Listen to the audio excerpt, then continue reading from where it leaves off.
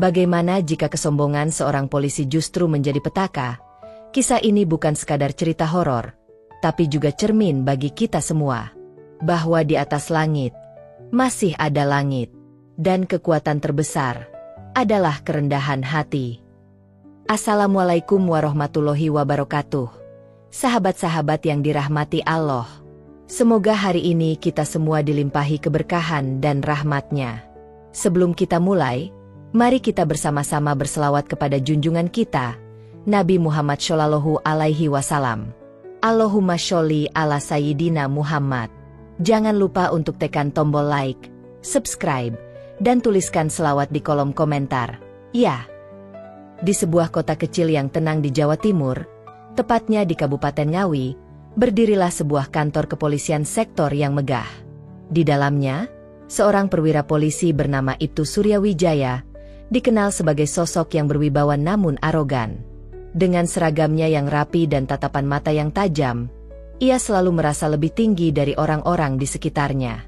Ibtu Surya memiliki reputasi sebagai polisi yang tegas dan tak kenal kompromi. Ia selalu mengedepankan kekuasaan dan seringkali bertindak semena-mena. Masyarakat sekitar pun merasa takut dan enggan berurusan dengannya. Namun, di balik sikapnya yang keras, tersimpan kesombongan yang begitu besar. Ia merasa dirinya paling benar dan tidak pernah mau mendengarkan nasihat orang lain. Di sisi lain, di pinggiran kota Ngawi, berdirilah sebuah pondok pesantren yang sederhana namun penuh berkah. Pondok pesantren Nurul Iman, yang diasuh oleh seorang kiai sepuh bernama Kiai Ahmad Syafaat. Kiai Ahmad Syafaat dikenal sebagai sosok yang alim, bijaksana, dan sangat dihormati oleh masyarakat. Ia selalu mengedepankan perdamaian dan kasih sayang, serta menjadi tempat berlindung bagi orang-orang yang membutuhkan. Suatu malam yang sunyi, suasana di kota Ngawi tiba-tiba berubah mencekam. Sebuah laporan masuk ke kantor polisi, mengabarkan adanya keributan di sebuah warung kopi yang terletak tidak jauh dari pondok pesantren Nurul Iman. Tanpa pikir panjang, Ibtu Surya memutuskan untuk turun tangan sendiri. Ia merasa ini adalah kesempatan untuk menunjukkan kekuasaannya dan menertibkan masyarakat. Dengan mobil patroli yang melaju kencang, Ibtu Surya tiba di lokasi kejadian. Di sana, ia melihat kerumunan orang yang sedang ricuh. Ternyata, terjadi perkelahian antara beberapa pemuda yang sedang mabuk. Kiai Ahmad Syafaat, yang kebetulan sedang berada di sekitar lokasi, mencoba melerai perkelahian tersebut. Namun, Ibtu Surya yang dibutakan oleh amarah dan kesombongannya, tidak menghiraukan kehadiran Kiai Ahmad Syafaat. Ia langsung bertindak kasar dan membentak para pemuda yang berkelahi. Bahkan, ia dengan tega menendang Kiai Ahmad Syafaat yang sedang berusaha menenangkan situasi. Seketika, suasana menjadi hening. Semua orang terkejut dengan tindakan Ibtu Surya yang tidak sopan dan keterlaluan. Namun, yang lebih mengejutkan lagi, setelah menendang Kiai Ahmad Syafaat, Ibtu Surya tiba-tiba merasakan sakit yang luar biasa di kakinya. Ia tidak bisa menggerakkan kakinya sama sekali. Ibtu Surya panik dan ketakutan. Ia tidak mengerti apa yang sedang terjadi. Beberapa anak buahnya segera membopongnya ke mobil patroli dan membawanya ke rumah sakit. Di rumah sakit, dokter memeriksa kondisi Ibtu Surya dengan seksama. Namun, mereka tidak menemukan penyebab medis dari kelumpuhan yang dialami Ibtu Surya. Kejadian ini membuat semua orang bingung dan bertanya-tanya. Apakah ini hanya kebetulan? Ataukah ada kekuatan lain yang bermain? Apakah ini hukuman atas kesombongan Ibtu Surya? Atau adakah kekuatan lain yang lebih besar sedang bekerja? Di tengah kebingungan dan ketakutan, Ibtu Surya terbaring lemah di ranjang rumah sakit. Ia tidak bisa menerima kenyataan bahwa kakinya lumpuh. Ia merasa marah dan frustrasi. Namun, di dalam hatinya, ia mulai merasakan ketakutan yang mendalam. Ia teringat akan sosok Kiai Ahmad Syafaat, seorang kiai yang dihormati dan disegani. Apakah ini azab dari perbuatannya? Apakah ini peringatan dari Tuhan? Ibtu Surya tidak tahu. Yang ia tahu, hidupnya telah berubah drastis dalam semalam. Kesombongannya telah membawanya ke dalam jurang malapetaka. Ruang unit gawat darurat, UGD, Rumah Sakit Umum Ngawi dipenuhi dengan ketegangan. Ibtu Suryawijaya, seorang perwira polisi yang dikenal tangguh dan arogan, terbaring lemah di atas ranjang. Wajahnya pucat pasi, keringat dingin membasahi dahinya. Kakinya, yang beberapa saat lalu begitu perkasa, kini tak berdaya.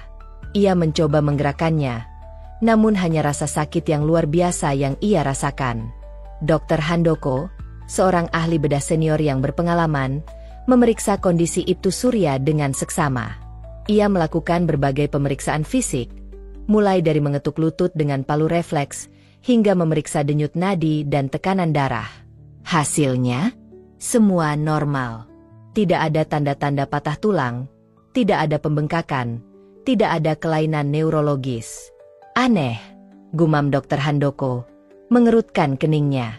Ia tidak pernah menghadapi kasus seperti ini sebelumnya. Seorang pria lumpuh tanpa alasan medis yang jelas.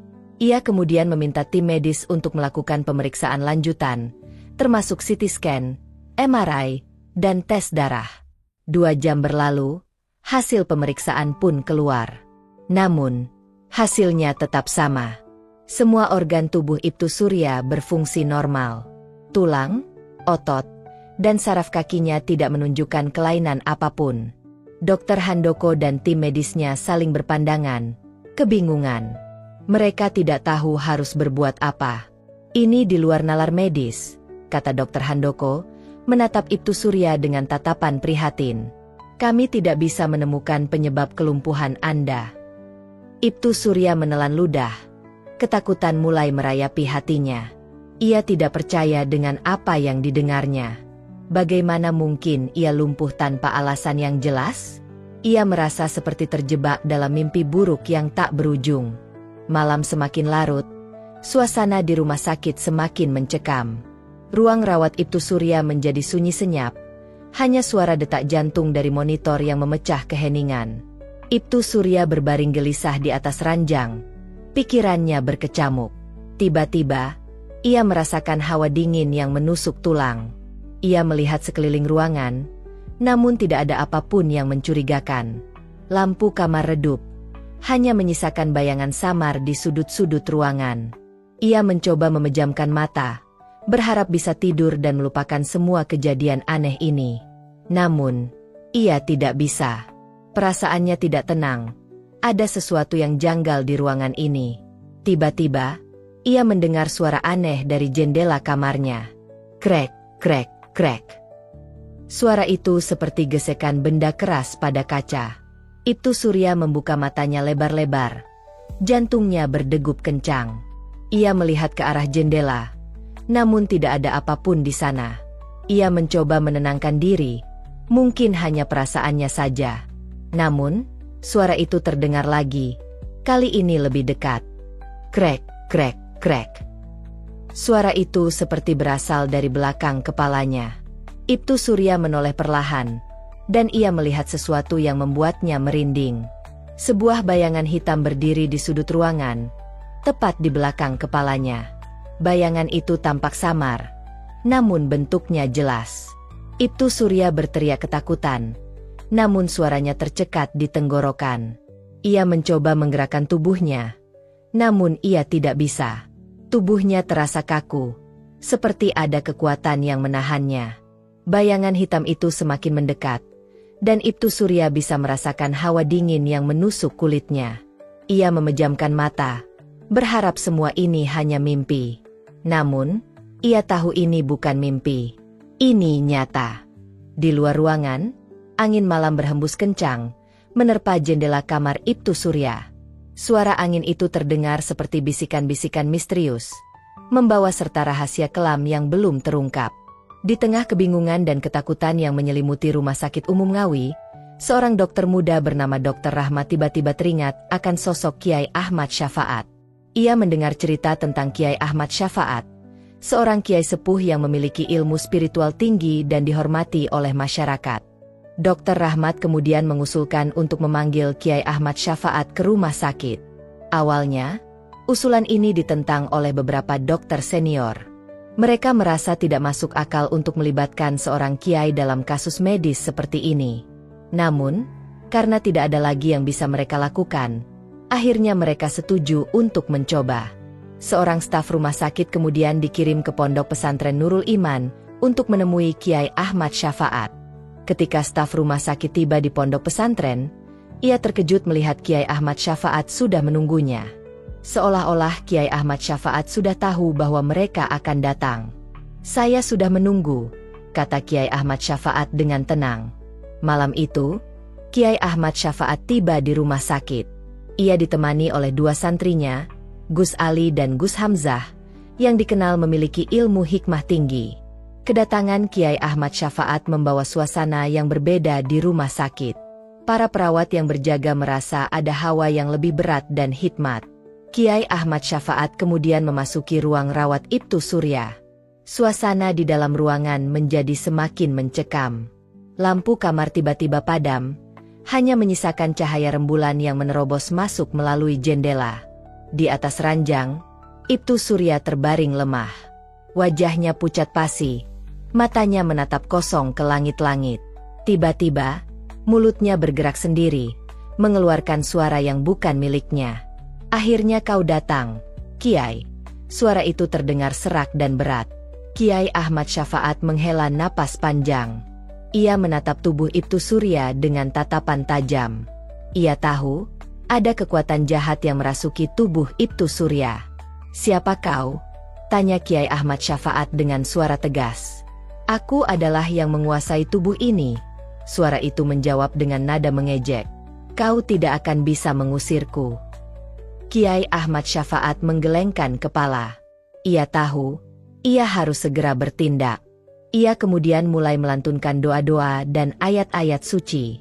Suara lantunan doa Kiai Ahmad Syafaat memenuhi ruangan, menciptakan getaran yang kuat. Tiba-tiba, terjadi pertarungan sengit antara Kiai Ahmad Syafaat dan kekuatan jahat yang merasuki tubuh Ibtu Surya. Tubuh Ibtu Surya bergerak-gerak liar, seolah-olah ada dua kekuatan yang saling tarik-menarik. Lampu kamar berkedip-kedip, benda-benda di dalam ruangan bergetar, dan suara jeritan aneh terdengar di seluruh rumah sakit. Para perawat yang berjaga di luar ruangan ketakutan dan berhamburan. Kiai Ahmad Syafaat terus melantunkan doa-doa dan ayat-ayat suci. Ia memanggil nama Allah dan memohon pertolongannya. Ia tahu, ia tidak boleh menyerah. Setelah beberapa saat, kekuatan jahat itu mulai melemah. Tubuh Ibtu Surya mulai tenang, dan suara jeritan aneh itu menghilang. Lampu kamar kembali menyala, dan suasana di dalam ruangan kembali normal. Kiai Ahmad Syafaat kemudian menatap Ibtu Surya dengan tatapan lembut. Ia tahu, Ibtu Surya telah bertobat dan menyesali perbuatannya. "Kau telah bebas dari cengkeraman kekuatan jahat itu," kata Kiai Ahmad Syafaat dengan suara lembut. "Sekarang, kau harus bertobat dan memperbaiki diri." Ibtu Surya mengangguk lemah. Ia merasa lega dan bersyukur. Ia tahu, ia telah mendapatkan kesempatan kedua. Setelah pertarungan sengit melawan kekuatan jahat yang merasuki tubuhnya, Ibtu Surya akhirnya sadar. Ia merasakan tubuhnya lemas dan berkeringat dingin. Wajahnya pucat pasi. Matanya menatap kosong ke sekeliling ruangan. Ia tidak mengerti apa yang baru saja terjadi. Kiai Ahmad Syafaat mendekatinya dengan tatapan lembut. Ia tahu, Ibtu Surya telah bertobat dan menyesali perbuatannya. Namun, ia juga tahu, perjalanan Ibtu Surya masih panjang. Ia harus menebus dosa-dosanya dan memperbaiki diri. "Apa yang kau rasakan sekarang?" tanya Kiai Ahmad Syafaat dengan suara lembut. Ibtu Surya menatap Kiai Ahmad Syafaat dengan mata berkaca-kaca. Ia merasa malu dan menyesal atas perbuatannya. Ia tidak menyangka, kesombongannya telah membawanya ke dalam jurang malapetaka. "Saya merasa hampa, Kiai," jawab Ibtu Surya dengan suara lirih. "Saya telah menyakiti hati orang-orang yang saya sayangi. Saya telah melukai orang yang seharusnya saya lindungi." Kiai Ahmad Syafaat mengangguk pelan. Ia memahami perasaan Ibtu Surya. Ia tahu, penyesalan adalah awal dari pertobatan. Setiap manusia pernah melakukan kesalahan, kata Kiai Ahmad Syafaat. Namun, tidak semua manusia berani mengakui kesalahannya dan bertobat. Kau telah melakukan kesalahan besar, Ibtu Surya. Namun, kau juga memiliki keberanian untuk bertobat. Itu adalah langkah awal yang baik. Ibtu Surya terdiam. Ia merenungkan kata-kata Kiai Ahmad Syafaat. Ia tahu, ia harus melakukan sesuatu untuk menebus dosa-dosanya. Ia harus memperbaiki diri dan menjadi orang yang lebih baik. Apa yang harus saya lakukan, Kiai? Tanya Ibtu Surya dengan suara penuh harap. Kau harus meminta maaf kepada orang-orang yang telah kau sakiti, jawab Kiai Ahmad Syafaat. Kau harus memperbaiki hubunganmu dengan mereka. Dan yang paling penting, kau harus belajar untuk merendahkan diri dan menghormati orang lain. Ibtu Surya mengangguk pelan. Ia tahu, itu tidak akan mudah. Namun, ia bertekad untuk melakukannya. Ia ingin menjadi orang yang lebih baik. Orang yang pantas mendapatkan kesempatan kedua. Malam itu, Ibtu Surya meminta maaf kepada semua orang yang ada di rumah sakit. Ia meminta maaf kepada para dokter, perawat, dan staf rumah sakit. Ia juga meminta maaf kepada anak buahnya, orang-orang yang selama ini ia perlakukan dengan kasar. Permintaan maaf Ibtu Surya diterima dengan baik oleh semua orang. Mereka melihat ketulusan di matanya. Mereka tahu, Ibtu Surya telah berubah. Namun, Ibtu Surya tahu, permintaan maaf saja tidak cukup. Ia harus membuktikan bahwa ia benar-benar telah berubah. Ia harus menunjukkan bahwa ia pantas mendapatkan kesempatan kedua. Keesokan harinya, Ibtu Surya meminta izin kepada Kiai Ahmad Syafaat untuk tinggal di pondok pesantren Nurul Iman. Ia ingin belajar agama dan memperbaiki diri di bawah bimbingan Kiai Ahmad Syafaat.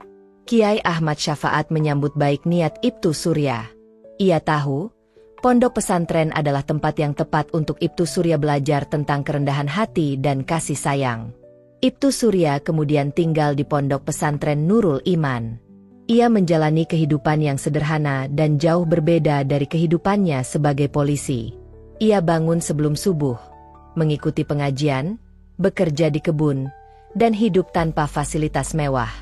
Awalnya, Ibtu Surya merasa kesulitan menjalani kehidupan baru ini. Namun, ia bertekad untuk bertahan. Ia ingin membuktikan bahwa ia bisa berubah. Hari demi hari, Ibtu Surya belajar tentang agama dan kerendahan hati. Ia belajar untuk menghormati orang lain dan mengendalikan amarahnya.